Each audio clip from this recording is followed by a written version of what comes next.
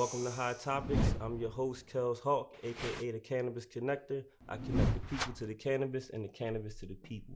Today we got a very special guest. His brother's name is Michael Ray. He's the owner of Bloom Farms, and he's going to talk to us and school us on the history and all the insights, learning about vapes. Welcome, Michael Ray. Thanks Good to meet you, man. Thank you for coming up. I appreciate you. Here. So, just give us a quick rundown of the history of how Bloom Farms was created. Wow. I've been involved in the cannabis space for a long time. Bloom Farms, one of the interesting things that not a lot of people know is that it's a real place. My family's owned it for almost 50 years. My dad purchased it in the 70s.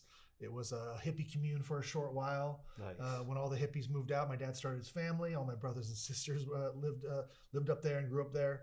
And we've just had it forever. And unfortunately, back in about 2015, 2016, we lost the place to one of the wildfires that occurred over the past few years. I'm sorry to hear that. Yeah, it was a really sad situation. It was a very, very beautiful place.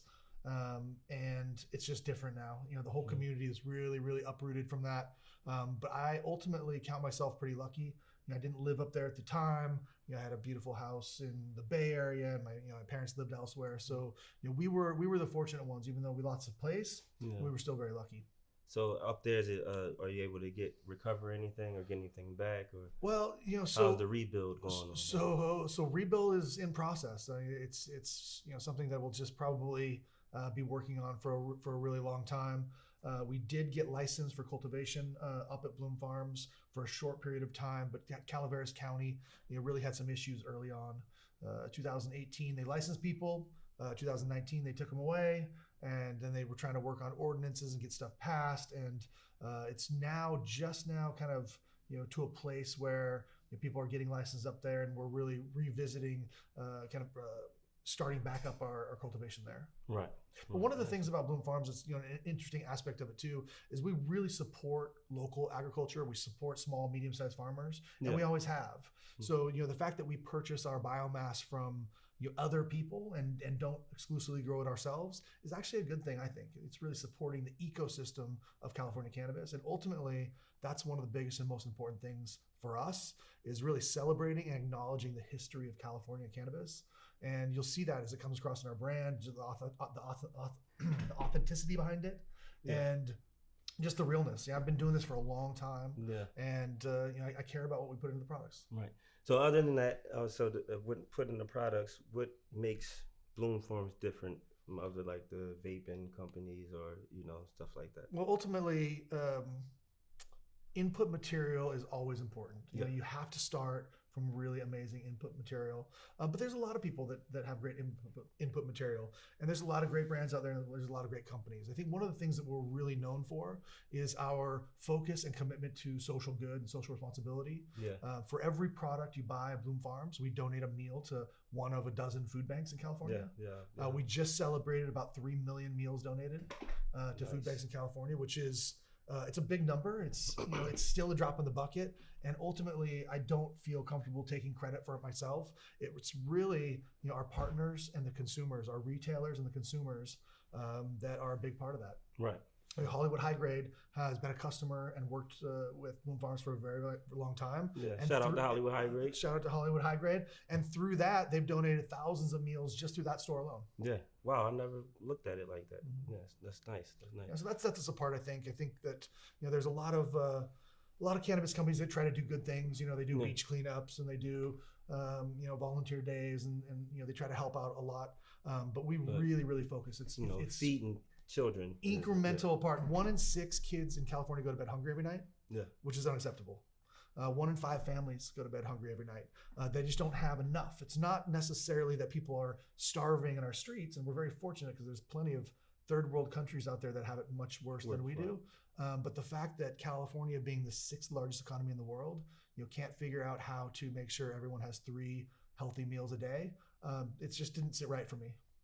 And so we wanted to make a difference there. Yeah, I appreciate that, Mike. That's nice, man.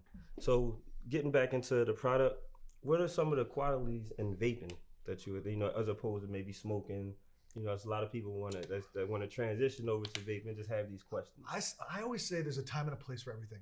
Right. I probably smoke more flower, which we sell also, Yeah. than I do vape. But when I'm out and about and I'm like in the world, I don't really, want to deal with the inconveniences of like lighting up a joint or hitting the bong or taking a dab or something like that.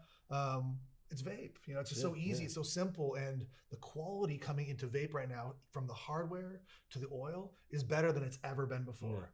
90% of the vape out there right now, our biggest seller are live resin line.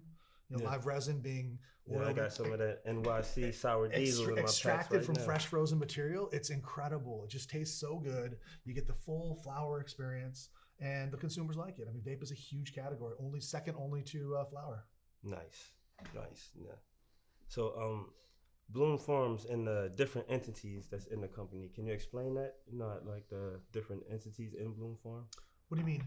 Like, when I was kind of reading, it just said it had different entities in Bloom Farms. Well, we have two main entities, sister companies. Right.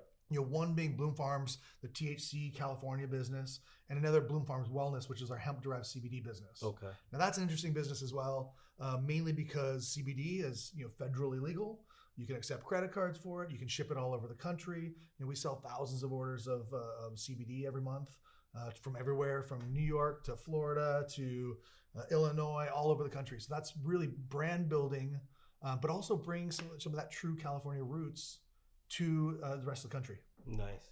Because there'll be a time, I think we probably all agree, where federal legalization for cannabis will occur, and someday soon, hopefully, you'll be able to cross state lines and bring California products to the rest of the country. Yeah. And right world. now you said it's just hemp that you can do that, or You can't cross state lines currently. at all. Yeah. And any cannabis that's consumed in any state in the United States is made in that state. I should say, any licensed cannabis activity. I mean, there's plenty of cannabis that comes from California that lands elsewhere, I imagine, and it just needs to change ultimately, because one of the things that I'm sure we could all agree to is putting people in jail for weed these days is absolutely absurd. No, I agree. Yeah. No. But it's not as bad as it used to be, right? Is it gotten a little, or is it? I mean, it's certainly better. In places like California, for sure, Colorado, Washington, some of the states that's legalized, they've decriminalized in a lot of places, but there's still states in this country where people will go to jail for 5 years for the plant, and that needs to change. Yeah, no, I agree. So, what are some of the other products? I know you said y'all do have flour. Mm-hmm. Other products like edibles? What other products does So Bloom Farm? we don't do edibles. Yeah, I've always been a big believer in really being an expert in what you do. I like to do a few things really well, then do a lot of things kind of halfway or just okay.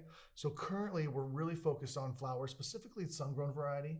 I'm also a big believer in sustainable agriculture. I think that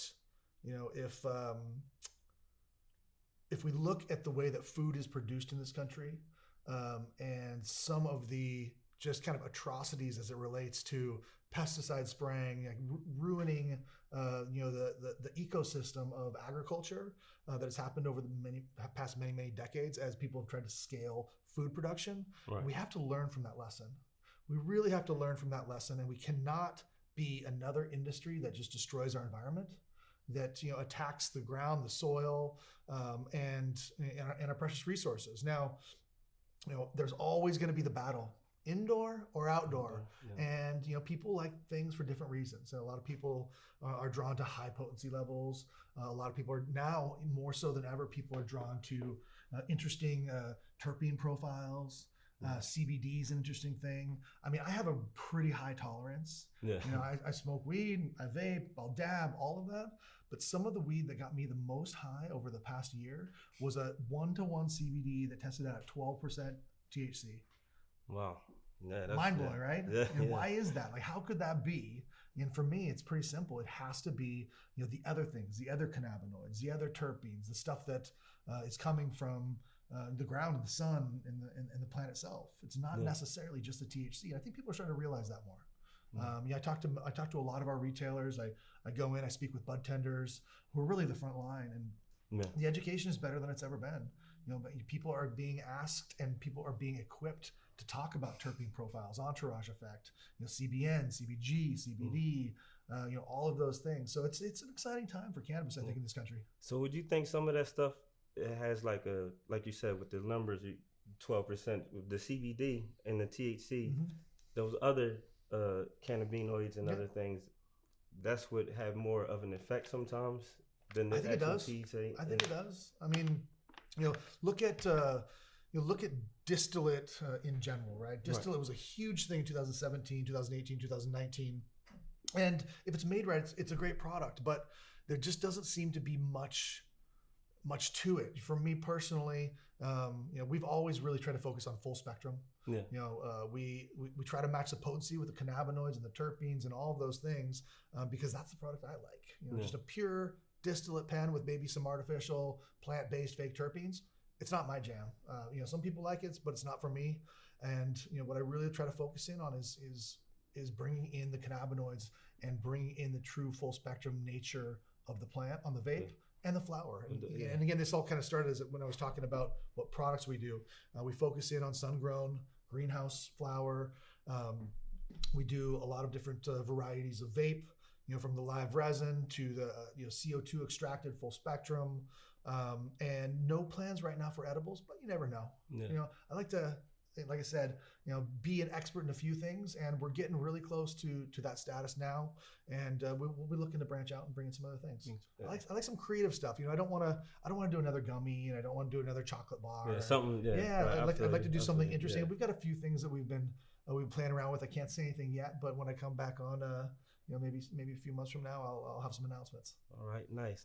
Now back to the NYC Sour Diesel. I did have a question about that. Sure. I don't know about it as far as I just know I loved it because I'm from the East Coast. So at one point, Sour Diesel was like that thing. Is that an indoor or outdoor? It's sun-grown. It's sun-grown? Are you talking about everything from us is coming from the sun or a greenhouse? Now, the vape, because it actually tastes like the sour. It has that lemon, that taste that if you smoking the flower. That's extraction technology, man. Like these days, it's better than it's ever been. You can fine tune these machines. You can pull out the cannabinoids you want. You can save and preserve the terpenes by doing, very, very low temperature extraction. Right. Heat equals, loss of terpenes every single time. So you keep your extraction processes as cool as possible, and you preserve as much as you possibly can. That's how you get that full flower flavor. Now, I did read an article that you guys did upgrade your extraction machine. Oh, I mean, it's become a joke around the office because you can't upgrade them fast enough. There's always something new. There's always something new, and we work with, not only ourselves, but we work with people who have the highest, the brand new technology. I mean, this is a thing where we noticed early on that you'll spend millions of dollars upgrading your machines every couple of years because there's new stuff. And utilizing efficiencies and again supporting the ecosystem of California cannabis has led us to work with other people and bring in the best of the best. Right. We do all our own formulation. We make sure that every product goes out the door is meets the standard and the quality that we need it to meet for our consumers. Okay. Yeah. So the extraction process, basically, you gotta upgrade every couple of years. Yeah, I mean, again, ask me in 6 months, and there'll be some new. There'll be some new stuff coming out. I mean, look at live resin as it's evolved. This is something that's it's been around for a while, but really wasn't available at scale until a year and a half ago. Yeah. And then now it's rosin, or because rosin, now it's like rosin's another thing. Rosin's another thing. That would be a solventless extraction. We may or may not be coming out with some solventless varieties soon. I'll be mentioning that probably sometime over the next couple of months as well. Okay, nice. I'm trying to think. Now the names that you guys come, like the NYC Sour Diesel and the other names for the highlighters, with the Tahoe OG. Yep. What are these? What's the thought process put into just coming up with the name?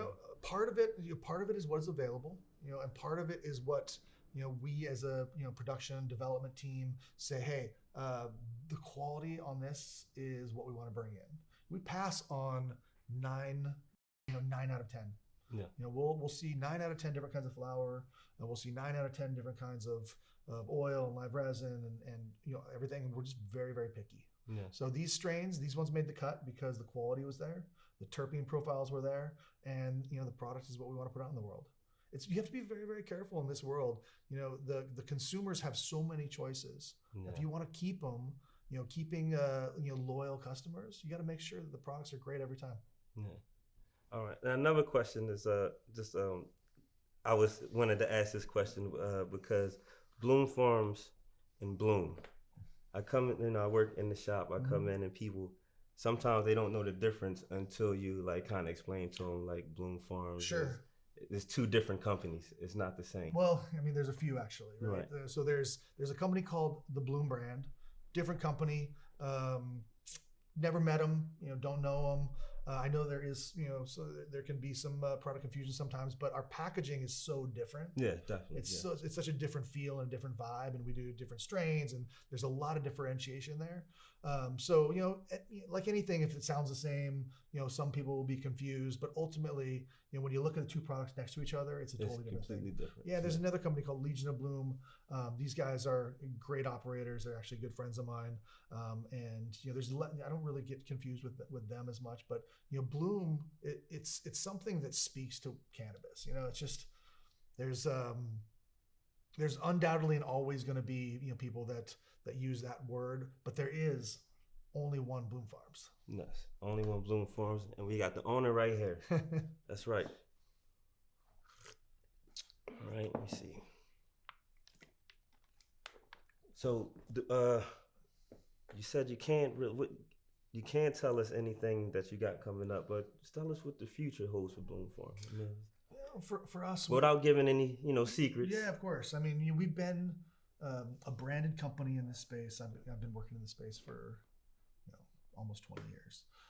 But as a branded company, we've been around for 7 years, 7.5 years or so. Now, through those times, we have seen everything happen. We've seen raids. We've seen, not us specifically, but we've seen major changes. We've seen federal legalization, we've seen state legalization. We've seen, coronavirus pandemics. Yeah. We've seen challenge after challenge. So for us, we've been able to maintain a position at the top of the market. We're always a top 10 brand here in California. Yeah. We've been doing that for a long time, and we've learned a lot of lessons. We've learned what not to do. We've learned what to do, and I'm sure we'll make more mistakes, and we'll learn from those mistakes. So ultimately, we want to continue to control and hold a strong position in California because I believe the best brands are built in California. Yeah. I believe that people all over the country look to. They look really in a couple places for trends, right? New York and the East Coast is a trendsetter. California, LA is a trendsetter for sure. And, I think that we're, a mere years away from having really, really priceless brands in the California cannabis space.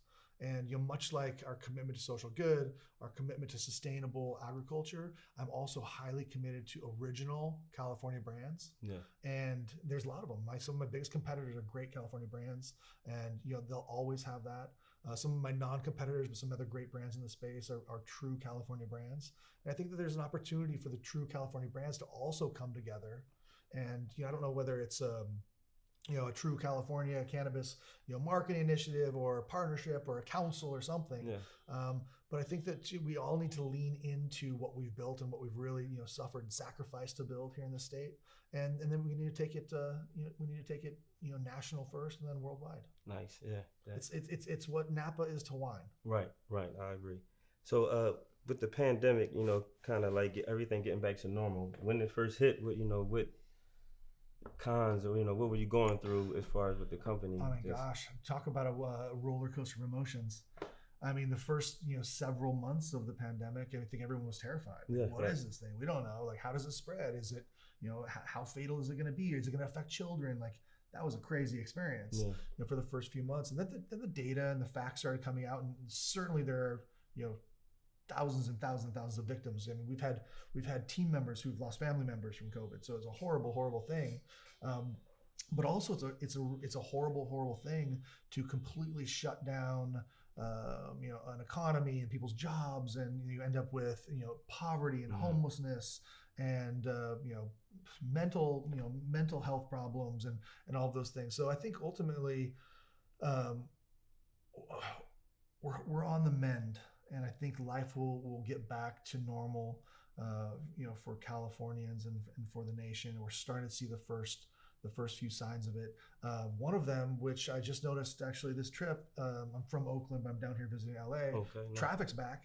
Yeah, it's back. Traffic is back in full force. I mean, Yeah. I was like, I was a couple minutes late here because I'm not the best planner when it comes to wild traffic out of nowhere. So I don't know if that answers your question, but I think that the big takeaways for COVID were that anything can happen at any time, and we need to think about things globally, and we need to think about things holistically on how to solve it. We can't. Did you have to make any changes in the company? Yeah, we all went work from home. I mean, everyone went work from home.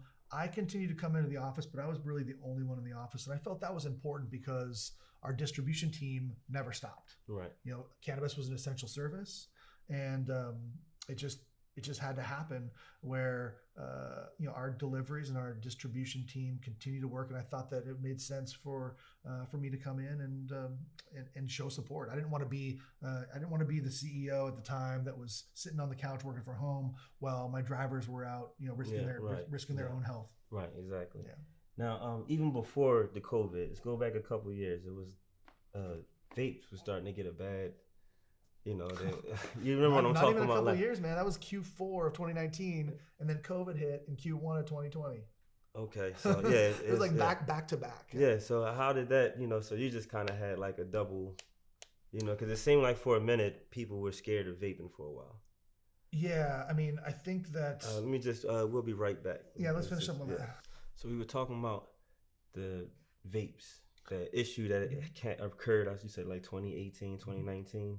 Yeah, it was really, kind of the third and fourth quarter of 2019 when a rash of people throughout the country started to get sick from vaping. They called it like a vaping illness or something. A horrible tragedy. Yeah. But it was a very interesting experience as a vape company. We had to issue statements saying, hey, we do everything we can. We test like crazy. California has the safest possible product available in the markets. And the fact of the matter is that people have been vaping for years and years and years prior with almost, none that I know of negative effects or hospitalizations or deaths or anything like that. And then all of a sudden, one day people were getting sick and some people even died. It was a terrible, terrible tragedy. But I think it was pretty clear that what we were experiencing wasn't necessarily a vape health problem, but more a mass poisoning. There was additives that were being put into black market vapes. There was lack of testing in the illicit market products, and it was just it was a clear reminder, I think, that if people want to be sure of what they're getting, they purchase products from licensed dispensaries, from licensed manufacturers who go through all the cost and expense to make sure that the products that they put into the market are as safe and clean and as enjoyable as possible. Yeah. And ultimately, I think that there was a few month period where people were scared to purchase vape, and they moved to edibles or flower. Yeah. But those numbers, started to bounce back very quickly once the truth began to show through. That this was really a mass poisoning, versus vaping as a problem. Right, because it wasn't just it wasn't in like nicotine vapes. So wasn't people getting sick off of both, or was it just? I think it was both. I don't know exactly what the makeup or the mix it was, but I think that it was a lot of illicit market vapes that have been untested and spiked with additives, like thinning agents or thickening agents or something like that, that shouldn't be vaped. Just people trying to make fast money. That's one thing I learned about the cannabis industry. Like, people genuinely care. People that come up for with the most part, and they for the most part, but they giving these tests, they take them to these, and they making sure that your health comes first. So that's always a good thing. Cannabis is a plant intended to help people. It was a medicine for hundreds of years. It was a medicine in California over the past many decades. and now more and more states and more countries are coming online. And there's no documented case that I know of where anybody overdosed or died on cannabis. Yeah, never. It's one of the safest substances out there. You talk alcohol, you talk tobacco, you talk fast food, you talk any of these things, and you can literally point to massive negative health consequences. Can't do that with weed. That's why I love it. Yeah, Michael, thanks. I appreciate you coming, talking Anytime. to us, schooling us on Bloom Farms, vaping, the industry, and everything you've been talking about. You just blew my mind with a bunch of stuff. Would love to come back anytime if you guys will have me. And just for your listeners, Bloom Farms products can be found in 250 stores in California, specifically our friends over at Hollywood High Grade. Shout out to High Grade. We do 510, we do packs, we do live resin, we do sun-grown flower, and we put a lot of love and a lot of care into our products. And for every product purchased, we will donate 1 meal to a food bank and a food insecure family in need, celebrating 3 million meals donated over the years. Nice. Thanks for having me. Anytime. Appreciate it. High Topics. Thank you for watching High Topics. Hope you enjoyed that episode. Be ready for the next episode next week. You can follow us on Instagram, High Topics, YouTube channel, High Topics. Over and out. Appreciate it.